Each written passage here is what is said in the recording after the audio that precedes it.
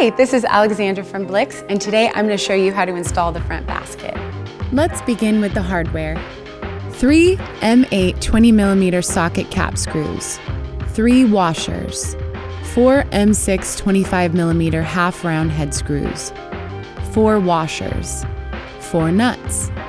These are for securing the bamboo plate and should come pre-installed on your front basket. Tools required: 3mm Allen key, 6mm Allen key, and an 8mm crescent wrench. The Blix basket is designed to be used with the Blix front rack or the rear rack on any of our 2019 or later models. Remove the bamboo board with a 3mm Allen key and an 8mm crescent wrench. Place the 8mm crescent wrench on the lock nut located at the bottom of the basket.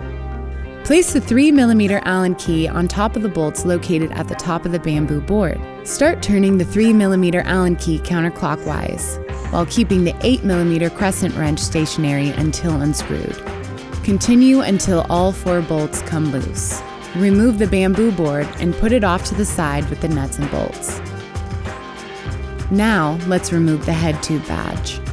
Use the 5mm Allen key to remove the 3 screws holding the Blix head tube badge.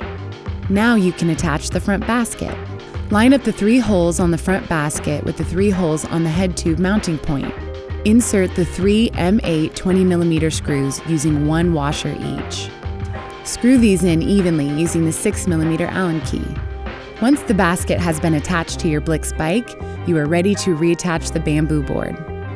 Line up the bamboo board in the basket with the 4 holes. Insert the screws into all 4 holes.